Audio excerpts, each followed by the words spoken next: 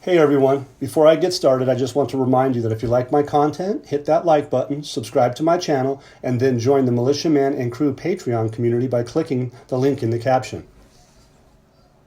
Hey, good afternoon everybody. It's Saturday the 13th, and I hope everybody's having an awesome day because I sure have. Got some good sunshine today, got some beautiful sky, beautiful weather. It's starting to heat up, so I hope everybody else is feeling it. And my prayers go out to everybody. We have a member, Toby. He's a good guy. Put him in your prayers, okay? He needs a miracle. All right.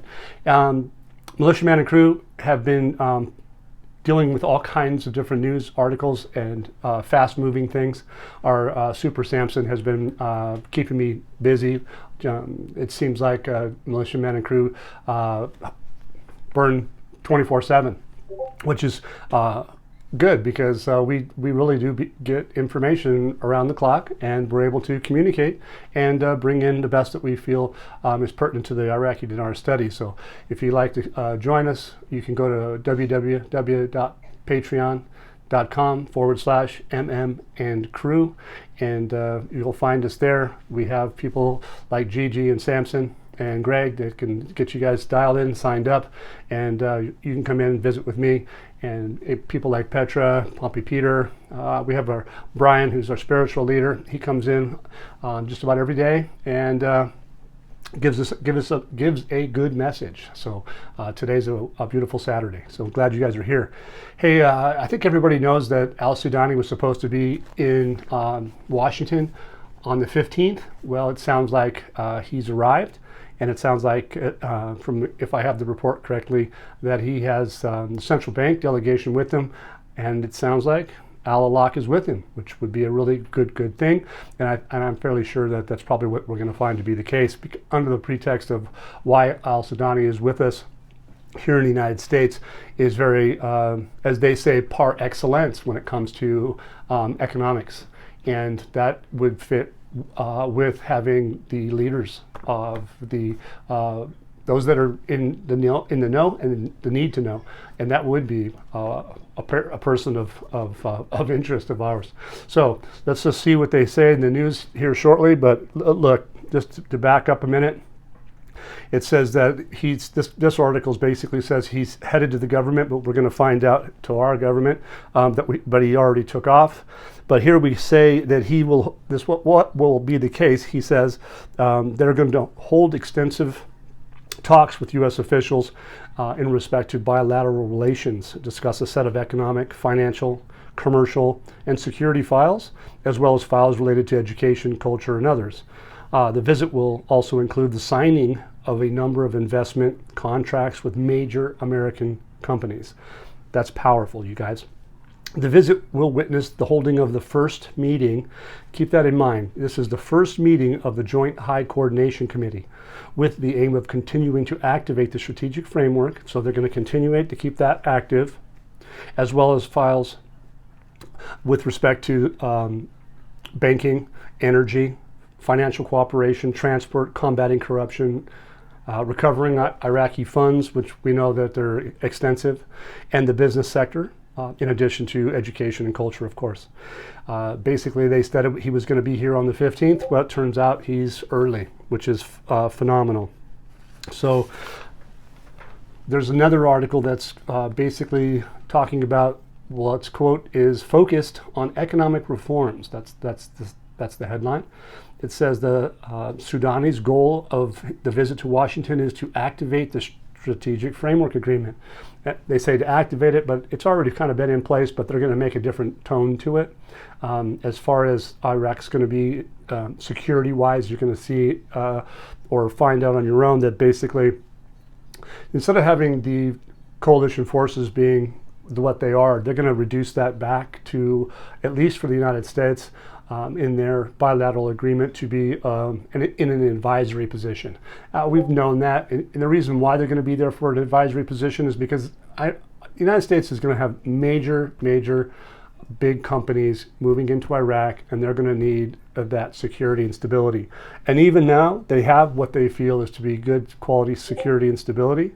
And with that said, they also have less debt And therefore, that's one of the reasons I believe that the DFI arrangement with their money was discontinued or lifted, if you will. And they're moving forward, and they have that ability to have less debt. Therefore, they don't need to have that security that DFI fund had. That DFI fund was protecting them from debtors, or creditors, I should say. Anyway, moving forward from that, it is really fascinating that the Joint Higher Coordination Committee is the first of its kind, and its aim is to continuing to activate the strategic framework and agreement on those axes of energy, banking, and financial cooperation. This particular circumstance is not alone. You're going to see also that Turkey is doing something similar with Iraq in respect to the Development Road Project. We all know that what Washington is going to be talking about is going to be economics. And part of those economics is a reconstruction and development of the country of Iraq. And what else? Exploiting minerals, exploiting their natural resources. They need the expertise. They need the smart expertise. They're going to have companies like GE coming in there with solar power, clean energy. They're going to have all that stuff in line and set up for the future. And that's really pretty fascinating. It says the visit that he's coming to today, which sounds like he's arrived with Halak, Washington at a delicate and sensitive circumstance at the level of bilateral relations and the situation of the region, of course, having to deal with stability. Hopefully that they can get Israel, Palestine softened and talked down and hopefully cleaned up. But let's see what happens. It says the visit will see meetings with the secretaries of state, the defense, treasury, national security advisor, U.S. Chamber of Commerce, other officials of oil companies, and industrial companies. So all of these people they're going to be talking to. And again, they reiterate there's going to be a signing of a number of investment contracts with major companies. So that the first of its kind. Remember when Al-Sudani got into office back in October of 2022, in November, they came up with the Ministerial Council of Economics, and here they have the HCC. It's the first of its kind. The Ministerial Council of Economics was the first of its kind, so that's one. HCC, first of its kind, that's two, and now they're working on a third with Turkey. Why? Development Road Project. So you can see where this is all going. Everything is geared away from security so much. As far as the military cooperation is concerned, it is now in a security and stability state, a debt-free state, and now they're going into a state of expansion of their economic reforms, development programs, sustainable development, all of those things that as investors that here that are Iraqi dinar holders are investors, and so are those investors that are coming to Iraq to do business. They needed that security and stability. They needed those sovereign guarantees of up to 85%. So all the things that we've been talking to you about are coming to fruition. Okay, they're not going to do that at 1310. So we're going to find out that, like I said, that they had a sensitive circumstance. A sensitive circumstance. Well, there's going to be some things that are really pretty sensitive to Iraq, and we all know that certain things can't be talked about until the last minute. So I'll leave that alone for the moment. Here it says, I told you about the Turkey. They talked about a ministerial council between Ankara and Baghdad. And what it's about, they've been talking about for over a year. They're specifically talking about the development path. That path is going to be a money-making machine, because it's going to come from the port of Fao all the way into Turkey, and then on into the port of Gaza, and then further north, obviously, into Europe. And that's, the world knows that this is an important project, and we can see that now that Al-Sudani's arrived early. He's done that for a reason, and obviously those are being held close to the chest for those that have a need to know. Basically, this what they've done for the last year, last little bit is it's a result. This meetings are a result with Iraq that they have decided to establish this mechanism similar to the Ministerial Council, like the one of economics, but this one's between the two countries of Turkey and Iraq. So they are definitely moving forward to trade, international, global trade. And here's another article that's really fascinating, and it comes to support what I just got through talking about. It was devoid of a senior security official. So what I take by that is that they're moving from a security position. So in other words, the meetings weren't all about security and the armed forces and all that stuff, because they probably hammered out the deal to the point where it's going to be shrunk down to an advisory position. It says points and goals related to Sudani's visit was devoid of a senior security official. The government source reveals that the Prime Minister is heading to Washington. Now he's arrived, towards which he left Baghdad when on Saturday morning. So he did that this morning. This is just news that came out early this morning. Takes a little bit of time to get things organized, you guys, but and obviously there's time zone constraints. I think there's a 7-hour difference. So by the time he left early in the morning, he gets here later this afternoon around this time. So that's wonderful news. It says that his visit has been extended. It's going to last for 5 days and includes 3 states. There's Washington, of course, Michigan, and Houston. He says that the meetings with the President of the United States, Secretary of State of Anthony Blinken, Secretary of Defense at the Pentagon headquarters, as well as other officials and members of the U.S. Congress. There's a bunch of articles out, right? But they all have little bits and pieces and components that have a little bit of difference of who they're meeting. But if you add them all up, it's a lot. He's got a packed schedule. The Sudanese will meet with these officials of U.S. energy companies, members of the Iraqi community. Beautiful, because there's a lot of business people, and there's a lot of smart Iraqis, there's a lot of youth, educated people that have good quality business sense here in Michigan that I'm aware of. And it looks like he's going to have some talk with them. Likely to do what? Probably to try to, hey, you guys bring your businesses, come home. Let's grow our country. Let's be patriotic. We'll see what that's his goal. Not to mention, if he brings them what they expect, is going to be fantastic, because there's a lot of people that are in our country that are Iraqi that know that what we're studying, they're following along. They understand that and believe that the project to delete the zeros is still underway, and Al-Alaq is here in the United States. How are you going to do business at 1310? How are you going to sway major international deals when your currency at 1310 doesn't cross borders?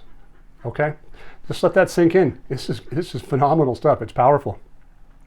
The United States has a strategic partner. Who is that? It's going to be Iraq. These guys have done the Iraq 2 account. Okay, these guys have done that DFI. They've dropped that account. Well, that account that they have now is still through the United States Federal Reserve. So obviously they have some protections, they have some agreements, and Al-Sudani and Fuad Hussein have hammered this out to get to where we are today, and I think it's really exciting. It says the delegation will also discuss the Strategic Development Road project. That's with United States and Iraq, and the ability to link the Gulf to Europe, and the strategic gas projects. Not to mention that they're going to be interconnecting with Jordan and other I think Saudi Arabia for electricity. They have deals of that nature. It says that the two parties believe that the time has come to move the relationship from the security side to a bilateral relations involving the countries of the international coalition in multiple aspects. So they've got all kinds of different things moving, and this has been an ongoing thing. When Al-Sudani said that it was a year of achievements, he's not wrong. His achievements have been better than any other prime minister that I've been in all the 15 years that I've been around. And I'm a newbie when it comes to this. So it says, here's this article: the Prime Minister's visit to Washington, and the basis is activating the economic partnerships, is one of the sectors of the Strategic Framework Agreement. It's focusing in on reforming the economic sector. So this is nothing new that we haven't said, but it's hammering it home. The purpose of this visit at Washington is to move relationships between two countries to a new phase and activate the Strategic Framework Agreement. The Strategic Framework Agreement is in line with the government program and the economic reforms it includes. So they're really beating it good and hard that they're dealing with economic reforms and not so much the security aspect. The meeting of the coordinating committee will deal with the files of trade, energy, investment, education, transport, culture, combating corruption, and fund recovering. So it's just another kind of a repeat, but they're still just keep bringing it home. He goes on to say that the American companies, so far there was more than 50.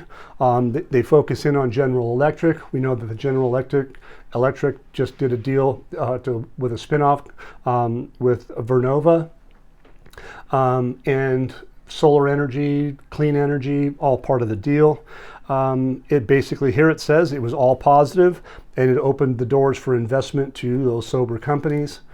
The committee's meetings with the other owners of the companies and presidencies, council was present, and with investment in Iraq, they discussed going to open new files. So they got more stuff coming, and which they say the most important of what I mentioned earlier on was investment in energy, mineral files, and many more industrial files. So they're opening the door, and one of these articles, it basically says Iraq is opening to the United States, but also to the world.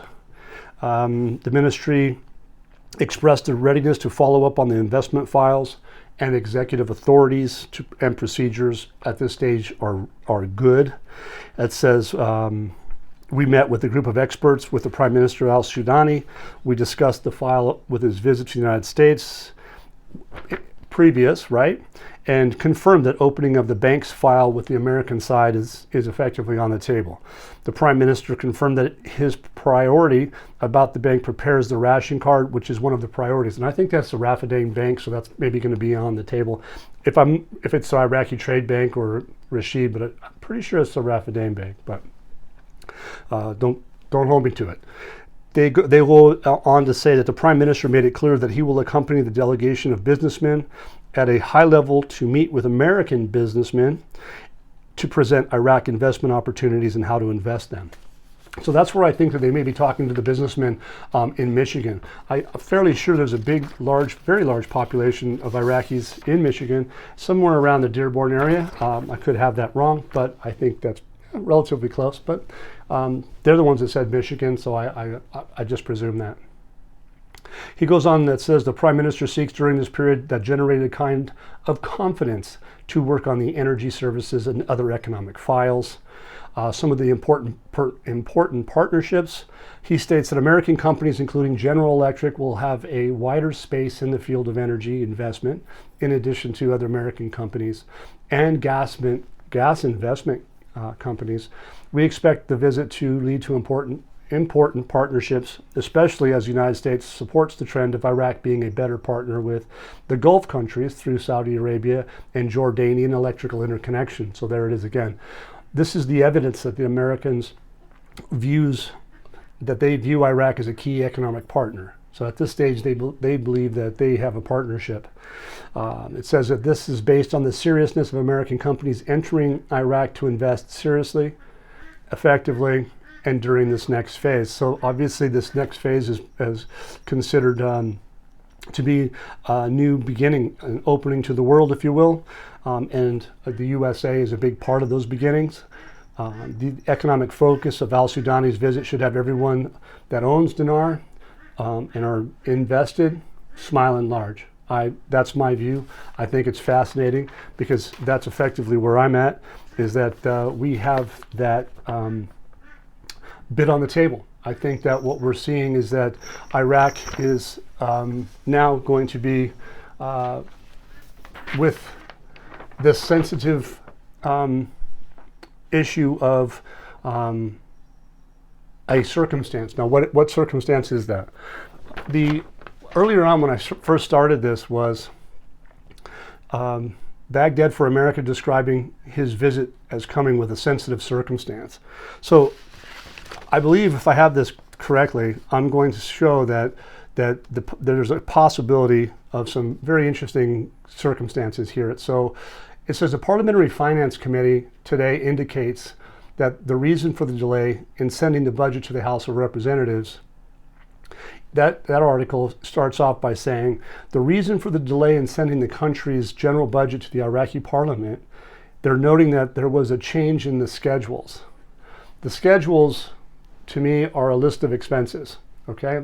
I reached out to a retired accountant that worked for the largest corporations, two of them that I know of in the world, and one of them specifically worked in Baghdad or with Iraq in the recent future. So anyway, expertise, had to bounce it off, wondering what the schedules and the texts mean, and I had it right. And I believe that if he's correct, and I think he is that these schedules they're talking about, something has changed. So let me read the article and we'll see if we can hammer this out. He says that the requirements of ministries and unrelated entities, operational investment budgets, and the increase in financial allocations for the salaries of employees, retirees, the social protection network, and the ration card all led to changing the budget law schedule. So they had some issues, they needed to adjust them, and because they have to populate the budget with a new exchange rate, if that's applicable. If they were going to make delays, why would there be delays if nothing's changed? Well, something changed. And what was that? Well, exchange rates are extremely sensitive information. There's plenty of countries in the AMF and other places that really don't disclose their information because they are vulnerable to arbitrage and other things as far as the Forex is concerned and their valuations in their country. They don't want too many people to manipulate the currency price to fluctuate too much. They want them to be stable, so they protect them. That's my understanding of it.